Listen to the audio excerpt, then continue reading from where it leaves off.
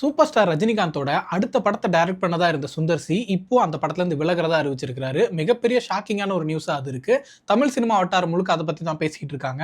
எதனால சுந்தர் சி இந்த படத்துல இருந்து விலகுறாரு, இப்போ அந்த படத்தை யாரு டைரக்ட் பண்ண போறாங்க, அதெல்லாம் பத்தி தான் இந்த வீடியோல பார்க்க போறோம். ரஜினி கமல் ரெண்டு பேரும் எப்ப சேர்ந்து நடிக்க போறாங்க, தமிழ் சினிமாவோட பிரஸ்டீஜியஸான அந்த ப்ராஜெக்ட் எப்ப நடக்க போகுது அப்படிங்கிற பேச்சுக்கள் எப்பவுமே ரசிகர்கள் மத்தியில் நடந்துகிட்டே இருக்கும். தமிழ் சினிமா ரசிகர்களும் சரி, நடிகர்கள், இயக்குநர்கள், சினிமாவில் இருக்கக்கூடிய இண்டஸ்ட்ரி பீப்புள் அப்படின்னு சொல்லிட்டு எல்லாருமே எதிர்பார்த்துட்டு இருந்த ஒரு ப்ராஜெக்ட் அந்த ப்ராஜெக்ட் இருந்துச்சு. சமீபத்தில் தான் ரஜினி கமல் ரெண்டு பேரும் சேர்ந்து நடிக்க போறாங்க அப்படிங்கிற ஒரு அறிவிப்பு வந்துச்சு. பட் அதுக்கு முன்னாடி கமல்ஹாசன் அவர்களோட தயாரிப்புல ரஜினிகாந்த் ஹீரோவா நடிக்கக்கூடிய ஒரு படத்தை எடுக்க போறாங்க அப்படிங்கிறதையும் சொல்லியிருந்தாங்க. அந்த அடிப்படையில் அந்த படத்தை யார் டைரக்ட் பண்ண போறாங்க அப்படிங்கிற எதிர்பார்ப்பு எல்லாருக்குமே இருந்துட்டு இருந்துச்சு. பட் யாருமே எதிர்பார்க்காத வகையில சுந்தர் சி அந்த படத்தை டைரக்ட் பண்ண போறாரு அப்படிங்கிற அனௌன்ஸ்மெண்ட் சில நாட்களுக்கு முன்னாடி வந்துச்சு. நிறைய பேருக்கு ஷாக்கு, நிறைய பேருக்கு சர்ப்ரைஸ் அப்படின்னு சொல்லலாம் நினைக்கிறேன். ஏன்னா ரஜினி சார் படத்தை சுந்தர் சி டைரக்ட் பண்ணுவாரா அப்படிங்கிறது யாருமே எதிர்பார்த்திருக்கவே இல்லை. பட் ஒரு வகையில வந்து ரொம்ப வயலன்ஸ் எல்லாம் இல்லாம, ஆக்ஷன்லாம் இல்லாம ஜாலியா ஃபன்னான ஒரு படத்தை சுந்தர் சி கொடுப்பாரு. ரஜினி சார் அந்த மாதிரி நடிச்சு ரொம்ப நாள் ஆயிருச்சு அப்படிங்கிற ஆசையில எல்லாருமே ஒரு சின்ன கியூரியாசிட்டி பில்ட் பண்ணிட்டாங்க. சுந்தர் சி அவர்கள் இன்னைக்கு வந்து ஒரு காம்பாக்டான பட்ஜெட்ல அந்த ஃபன் அண்ட் காமெடி படங்கள், ஃபேமிலி என்டர்டெயின்மெண்ட் படங்கள் மட்டும் எடுத்துட்டு இருக்காரு அப்படிங்கிற மாதிரி இருந்துட்டு இருந்தாலும்,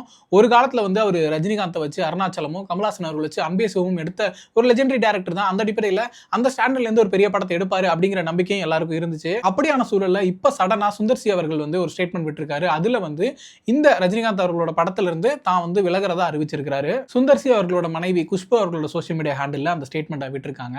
அதுல அவர் என்ன சொல்லியிருக்காரு அப்படின்னு சொல்லி பார்த்தோம்னா, கமல் சார் தயாரிப்புல ரஜினிகாந்த் அவர்களை இயக்கக்கூடிய இந்த வாய்ப்பு அப்படிங்கிறது ரொம்ப ரொம்ப ப்ரீசியஸ் ஆனது, மதிப்பு மிக்கது. இந்த வாய்ப்பு எனக்கு கிடைச்சதுக்காக நான் ரொம்பவே சந்தோஷப்படுறேன். ஏன்னா அவங்க ரெண்டு பேருமே நான் பெரிதும் மதிக்கக்கூடிய ஆளுமைகளா இருக்கிறாங்க.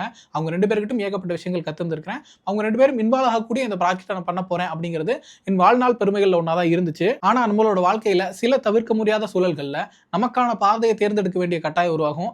அந்த அடிப்படையில தான் இந்த படத்துல இருந்து விலகிறதா முடிவெடுத்திருக்கேன். ஆனாலும் ரஜினி கமல் இவங்க ரெண்டு பேரையுமே வந்து தொடர்ந்து நான் ரசிச்சுக்கிட்டே இருப்பேன், அவங்க என்ன கைட் பண்ணுவாங்க அப்படிங்கிற ஒரு நம்பிக்கையோட அந்த லெட்டர் வந்து முடிச்சிருக்காரு. கொஞ்சம் கூட யாருமே எதிர்பார்க்காத ஒரு தகவலா தான் இந்த ஒரு செய்தி வந்திருக்குது. ஏன்னா வந்து ரொம்ப ஸ்மூத்தா தான் போயிட்டு இருக்குது. படம் ஆரம்பிக்க போறாங்க, டிஸ்கஷன்ஸ் போயிட்டு இருக்கும், அடுத்த வருஷம் ரிலீஸ் பண்ண பிளான் பண்ணிருக்காங்க அப்படிங்கிற மாதிரிலாம் போயிட்டு இருந்த நேரத்தில் வந்து சடனா இப்படியான ஒரு அப்டேட் வந்ததும் வந்து எல்லாருக்குமே மிகப்பெரிய ஷாக்காக தான் இருந்துச்சு. ஏன்னா எதனால இந்த இஷ்யூ வந்திருக்கும், என்ன ப்ராப்ளம் இருந்திருக்கும் அப்படிங்கிறத யாராலுமே ப்ரெடிக்ட் பண்ணவே முடியல. ஃபர்ஸ்ட் கதை பிடிக்காம இருந்திருக்குமோ, ரஜினி சார் கதை பிடிக்காம இருந்திருக்குமோ, இல்லை கமல் சார் கதை பிடிக்காம இருந்திருக்குமோ அப்படிங்கிற மாதிரி வச்சோம்னா கதையோ ஐடியாவோ அந்த டிஸ்கஷன்ஸ்லாம் இல்லாமல் இந்த ப்ராஜெக்ட் அனௌன்ஸே பண்ணியிருக்க மாட்டாங்க. ஸோ அந்த அடிப்படையில் இந்த பிரச்சனை இருந்திருக்க வாய்ப்பு இல்லை. அடுத்ததா சுந்தர் சி அவர்களை அவரோட கதையில நிறைய சேஞ்சஸ் சொல்லியிருந்திருப்பாங்களா, அது அவருக்கு பிடிக்காம இருந்திருக்குமா அப்படின்னு யோசிச்சு பார்த்தோம்னா, அவர் அப்படிலாம் எடுத்துக்கக்கூடிய ஆள் கிடையாது. அவர் ரொம்ப ஃபன்னா என்டர்டெய்னிங்கான ஒரு படம் தான் எடுக்கிறாரு. ரொம்ப கொலாபரேட்டிவா ஒர்க் பண்ணக்கூடிய ஒரு டேரக்டரா தான் அவர் இருக்கிறார். அப்படிங்கிற அடிப்படையில் ஒரு படம் கம்ப்ளீட்டா வரணும், என்டர்டெய்னிங்கா வரணுங்கிறப்ப எல்லாரோட இன்புட்ஸுமே எடுத்துக்கிட்டு ஒர்க் பண்ணக்கூடிய ஒரு கமர்ஷியல் டேரக்டர் தான் அவர். அந்த அடிப்படையில் நான் இப்படி தான் பண்ணுவேன், அப்படி தான் பண்ணுவேன்னு சொல்லிட்டு அடமண்டா இருக்கக்கூடிய ஒரு டேரக்டரும் கிடையாது. ஸோ அந்த விஷயம் இருந்திருக்க வாய்ப்பு இல்லை. அடுத்ததா ஒரு தயாரிப்பாளரா கமல்ஹாசன் அவர்களோட தலையீடு ஏதாவது இருந்திருக்குமா, அது சுந்தர் சி அவர்களுக்கு டிஸ்டர்பன்ஸா இருந்திருக்குமா அப்படிங்கிற ஆங்கிலேருந்து யோசிக்கும் போது, பொதுவாக கமல்ஹாசன் நிறைய தலையிடுவார் அப்படின்னு சொல்லப்படுறதே ஒரு நெரேட்டிவ் தான். அந்த மாதிரிலாம் எப்படியுமே கிடையாது அப்படிங்கிறத நிறைய ஆக்டர்ஸ், டேரக்டர்ஸ் எல்லாருமே சொல்லியிருக்காங்க. அது மட்டும் இல்லாமல் இது வந்து ரஜினி சார் படம். ஸோ அவரோட படம் சுந்தர் சி இணையறாரு அப்படிங்கும்போது ரெண்டு பேருமோட காம்பினேஷன்ல ரொம்ப ஜாலியாக ஃபன்னான ஒரு படமா வரணும் அப்படிங்கிறப்போ அதை கம்ப்ளீட்டா அவங்க சைடில் விட்டுறதுக்கு தான் அவருமே எதிர்பார்ப்பாரு. அந்த அடிப்படையில் கமல்ஹாசன் அவரோட தலையீடு இருந்திருக்கும் அப்படின்னு நான் நினைக்கல. சரி, எதுவுமே பிரச்சனை இல்லைனா என்னதான் பிரச்சனையா இருந்திருக்கும் அப்படின்னு யோசிச்சு பார்க்கும்போது, ஒருவேளை ரஜினி சார் வந்து அவருக்கு தான் செகண்ட் தாட் இருந்திருக்குமா, நல்லா இருக்கு எல்லாமே ஓகே தான் அப்படின்னு சொல்லி கமிட் பண்ணிட்டோம், பட் டிஸ்கஷன் போகும்போது வந்து எங்கேயோ அது தப்பா இருக்கே அப்படிங்கிற மாதிரி அவர் செகண்ட் தாட் வரதுக்கோ, டவுட் வரதுக்கோ வாய்ப்பு இருந்திருக்குமா அப்படின்னு கேட்டா சின்னதா சான்சஸ் இருக்குது. ஏன்னா இன்னைக்கு அவருக்கு இருக்கக்கூடிய ஸ்டாண்டர்டுக்கும் மார்க்கெட்டுக்கும் ஏதோ ஒரு கையில இந்த படம் ஒர்க் அவுட் ஆகாம போயிருமா அப்படிங்கிற ஒரு சின்ன சந்தேகம் அவருக்குள்ள வந்திருந்தா அந்த அடிப்படையில் இந்த படம் அந்த மாதிரி ஆகிறதுக்கான வாய்ப்புகள் இருந்திருக்கு.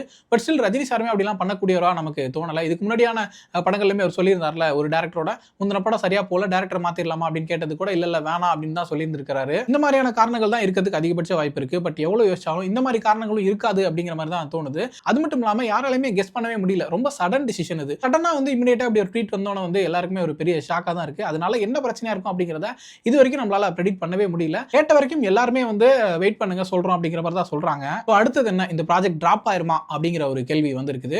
நிச்சயமா இந்த ப்ராஜெக்ட் டிராப் ஆகாது. ஏன்னா வந்து RKFI-ல கமல் சார் தயாரிப்புல ரஜினி சார் நடிக்கிறது அப்படிங்கிறது வந்து விக்ரம் படத்துக்கு முன்னாடியே வந்து போட்டிருந்த பிளான். இன்ஃபேக்ட் அந்த ப்ராஜெக்ட் நடக்காததுனால தான் வந்து அந்த டைம்ல கமல் சார் வந்து விக்ரம் படத்துல நடிச்சாரு. அதனால திரும்பவும் இந்த ப்ராஜெக்ட் தள்ளி போகிறதுக்கோ டிராப் ஆகிறதுக்கோ வாய்ப்பே இல்லை. நிச்சயமா நடக்கும். பட் டைரக்டர் மட்டும் மாறுவாங்க.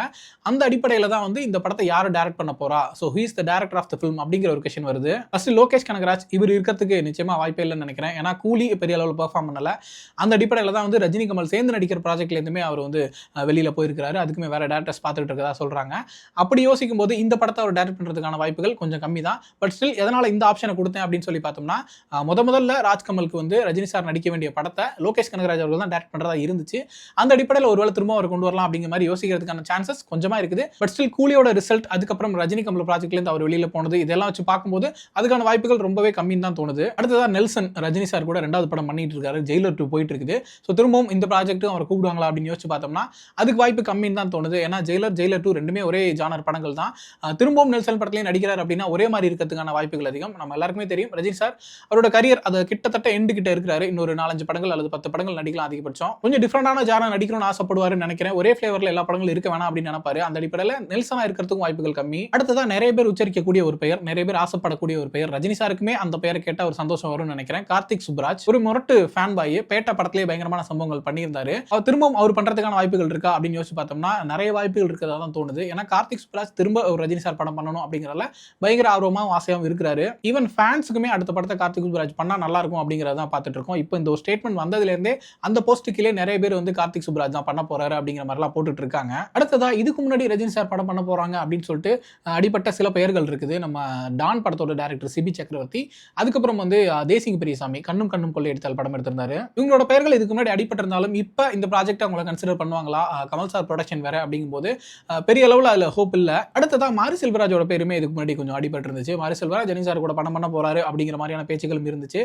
அண்ட் வெற்றிமாறன், பாரஞ்சித் அவங்களோட பேருமே கூட சேர்ந்து தான் இருந்துச்சு. ஸோ இந்த 3 பேரோட டைரக்ஷன்ல நடிப்பாரா அப்படின்னு சொல்லி யோசிச்சு பார்த்தா நடிச்சா ஒரு மாதிரி படம் கண்டென்ட் ஓரியன்டா டிஃப்ரெண்டா தான் இருக்கும்.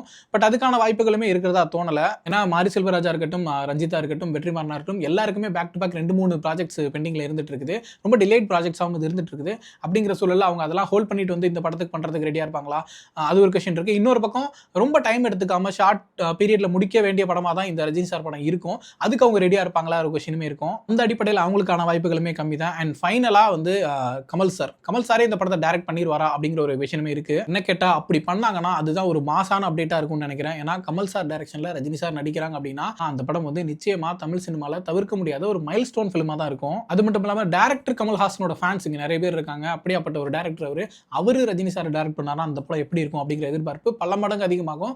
அவரோட ப்ரொடக்ஷன் தான் அப்படிங்கிறப்போ அவரே இறங்கி பண்ணிட்டா கூட அது பயங்கரமான ஒரு சம்பவமா தான் இருக்கும். இந்த மாதிரியான டாக்ஸ்க்குலாம் அதிக இடம் கொடுக்காம சீக்கிரமே டைரக்டர் யாரு அப்படிங்கறத ஃபைனலைஸ் பண்ணி அனௌன்ஸ் பண்ணிடுவாங்கன்னு நினைக்கிறேன். என்னை பொறுத்த வரைக்கும் கார்த்திக் சுப்ராஜ் ஆர் கமல்ஹாசன் அவங்க 2 பேர்ல யார் பண்ணாலுமே பயங்கரமா இருக்கும்னு தான் தோணுது. ஒருவேளை கமல்ஹாசனே பண்றாரு அப்படின்னா அதை விட பெரிய சர்ப்ரைஸ் எதுவுமே இருக்க போறது இல்லை. நீங்க இந்த படத்தை யார் டைரக்ட் பண்ணா நல்லா இருக்கும்னு நினைக்கிறீங்க அப்படிங்கிறத கமெண்ட்ல சொல்லுங்க.